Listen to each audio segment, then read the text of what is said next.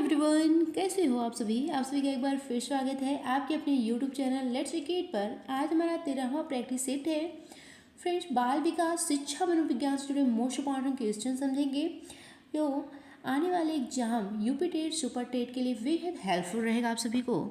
पहला क्वेश्चन है आज का, ब्लैक बोर्ड पर लिखते समय सबसे महत्वपूर्ण क्या है। ब्लैक बोर्ड पर लिखते समय सबसे महत्वपूर्ण क्या होना चाहिए।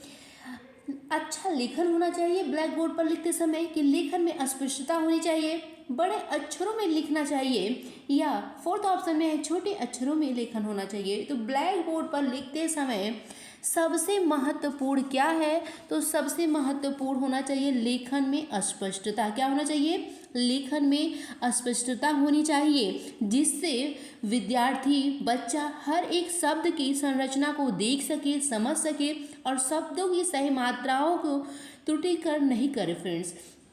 तो इसलिए ब्लैक बोर्ड पर लिखते समय सबसे अच्छी क्या होनी चाहिए, लेखन की अस्पष्टता होनी चाहिए। सेकेंड ऑप्शन इसका सही है पहले क्वेश्चन का। नेक्स्ट क्वेश्चन देखते हैं।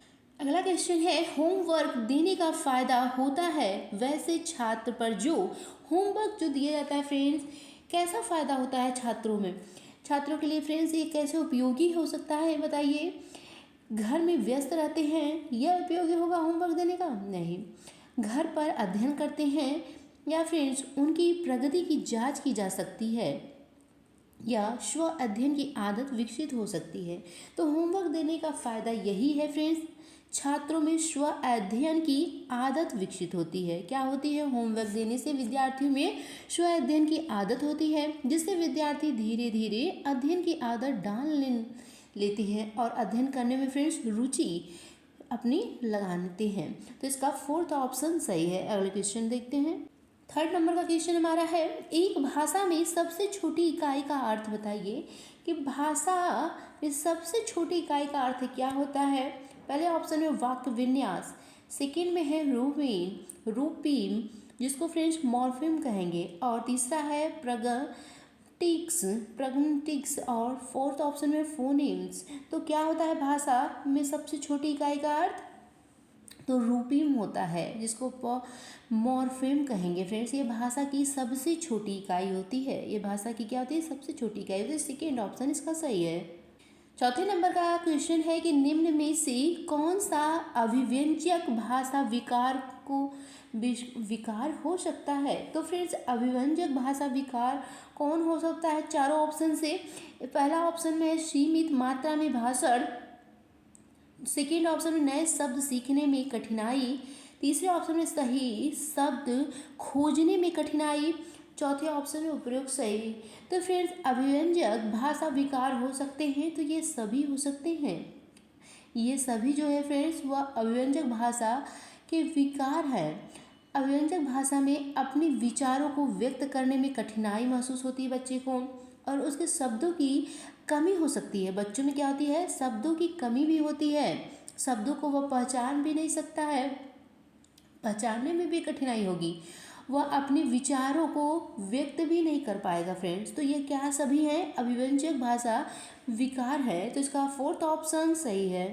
अगला क्वेश्चन है, सोच के लिए उत्पादन है, तो सोच के लिए क्या उपादान, सॉरी फ्रेंड्स उत्पादन ने उपादान, ठीक है, सोच के लिए उपादान है, तो क्या है उपादान।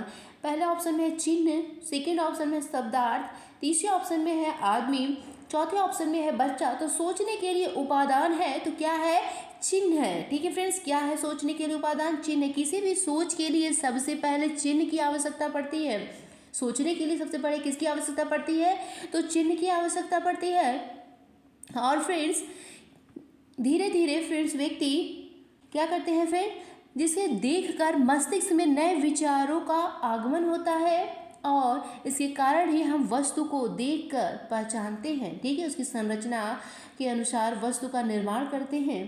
तो इसका पहला ऑप्शन सही है फ्रेंड्स। अगला क्वेश्चन है, उर्दू, बंगाली और असमी भारत में निम्नलिखित में से किस भाषा परिवार से आते हैं। तो उर्दू, बंगाली और असमी भारत के निम्नलिखित किस भाषा परिवार से आते हैं? उर्दू भाषा, बंगाली भाषा, असमी भाषा। वो भारत के किस भाषा परिवार से आते हैं? पहला ऑप्शन है इंडो आर्यन, सेकेंड ऑप्शन है द्रविड़, तीसरा ऑप्शन है तिब्बो बर्मन और चौथे ऑप्शन में है मुंडा। तो किस भाषा परिवार से आते हैं? इंडो आर्यन भाषा से आते हैं। इसका पहला ऑप्शन सही है। अगला क्वेश्चन है, इनमें से कौन सा भारत में भाषा परिवारों की संख्या के संगत है? तो इनमें से कौन सा भारत में भाषा परिवारों की संख्या के संगत है? पहला ऑप्शन में 1 है, सेकेंड ऑप्शन में 2 है, तीसरे ऑप्शन में 3 है, चौथे ऑप्शन में 4 है। तो कितने हैं फ्रेंड्स?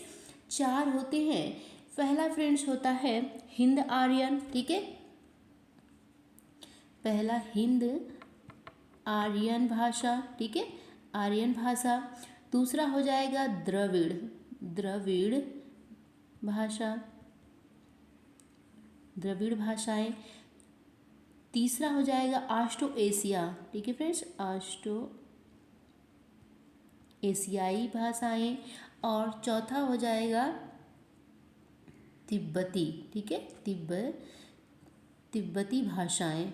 4 हो गए ना भाषाएं। पहला हो गया हिंद आर्य भाषाएं, द्रविड़ भाषाएं, ऑस्ट्रो एशिया भाषाएं और चौथा हो गया तिब्बती भाषाएं।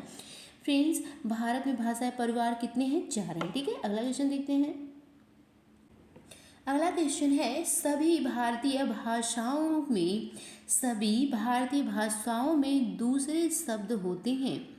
जितने फ्रेंड्स सभी भारतीय भाषाएं हैं उनमें क्या होते हैं? दूसरे शब्द होते हैं, जो अतिरिक्त शब्द होते हैं और उनका कोई अर्थ नहीं होता यदि वे अकेले प्रयोग किए जाएं, परंतु पहले वाले के समरूप लगते हैं।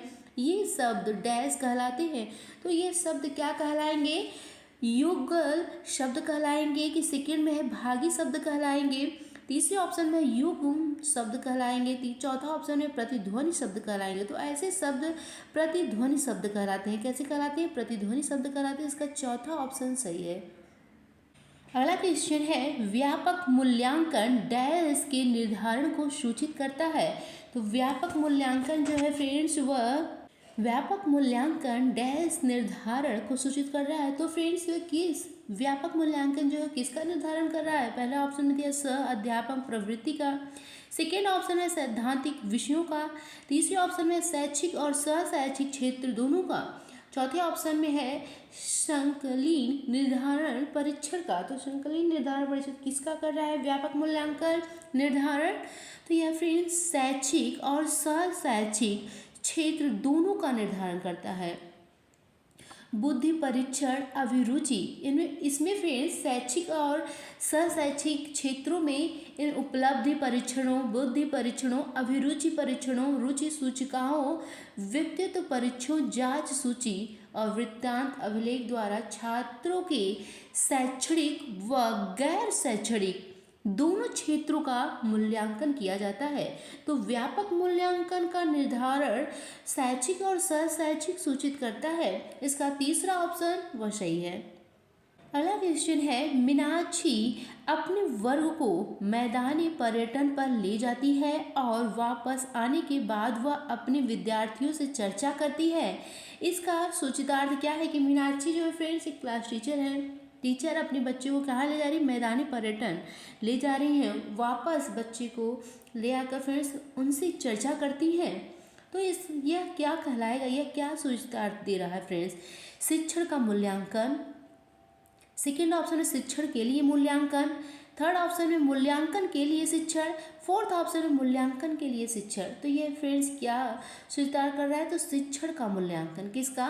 मीनाक्षी चर्चा द्वारा यह जानना चाहती हैं कि छात्रों ने क्या देखा व क्या सीखा। इसके द्वारा क्या फ्रेंड्स विद्यार्थियों के अंदर क्या जांचा जा रहा है, जाना जा चाह रहा है कि बच्चों ने क्या सीखा और क्या देखा। इस प्रकार वह अपने शिक्षण का मूल्यांकन करते हैं। ठीक है, तो इसका पहला ऑप्शन जो है वह सही है। अगला क्वेश्चन है फ्रेंड्स, 1 मिनट। अगला हमारा क्वेश्चन है, रचनात्मक मूल्यांकन के लिए निम्न में से कौन सा सही तरीका नहीं है? तो कौन सा तरीका जो है वह सही नहीं है रचनात्मक मूल्यांकन के लिए? पहले ऑप्शन में दिया कार्य देना, सेकेंड ऑप्शन में मौखिक प्रश्न पूछना, तीसरे ऑप्शन में सत्य परीक्षा, चौथे ऑप्शन में प्रश्नोत्तरी और लेखन। तो कौन सा रचनात्मक मूल्यांकन के लिए सही तरीका नहीं माना जा रहा है। तो फ्रेंड्स, सत्र परीक्षा जो है वह रचनात्मक मूल्यांकन के लिए सही तरीका नहीं है, जबकि कार्य देना